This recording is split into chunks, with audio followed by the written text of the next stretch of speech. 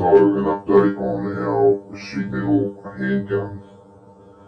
One of the things we're going to need if we want to build a handgun is reliable springs and springs that we can do repeatedly. So, I've gone and made this homemade spring winder.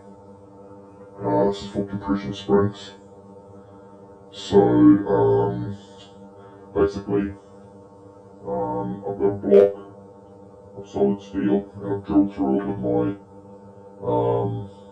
mandrel sizes that I want for my springs. That's 3mm, 2.5mm, and 2mm. I've welded a couple of bolts on here so I can put a plate on, and you'll see how that works in a minute once we get it together. So this will give us the ability to wind the same spring over and over again. I don't expect the homemade springs to be uh, lasting lifelong.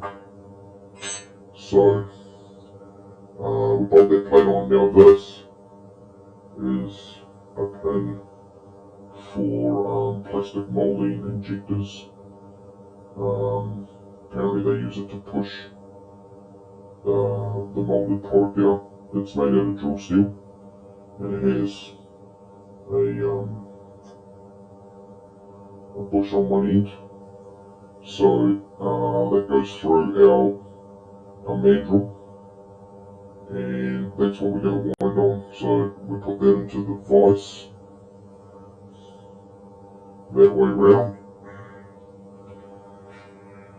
Now here is my handle. It's got a hole to go through the mandrel, and this adjustable screw here, it's got a bit of a tapered head on it because it catches the spring steel, and by adjusting this in and out you can control the gap between the windings of the spring. So if we put that on there, then what we do is we get our spring wire and I bend a little bit of a hook on it, like so. So it'll hook around the plate, and then we sit it in our groove. By the way, we'll just go back a little bit. I have put a groove in here so that our spring wire will actually sit down and our winding tool will ride over the top of it. Okay,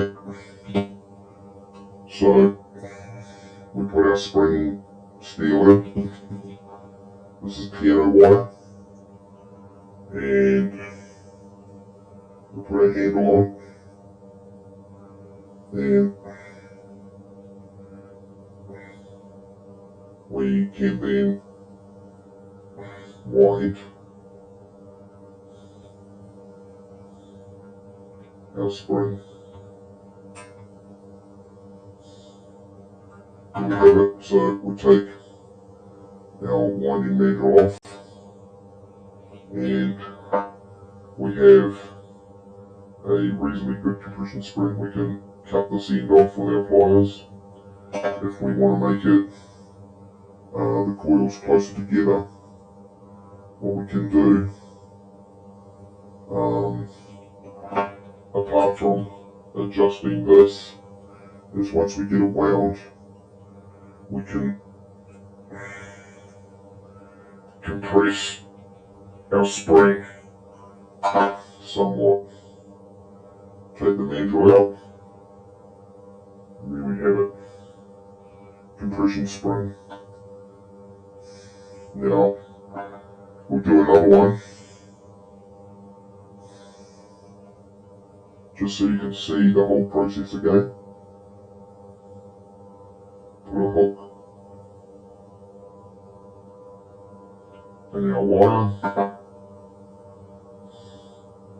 place it around the plate and in our groove, and then get our handle to wind.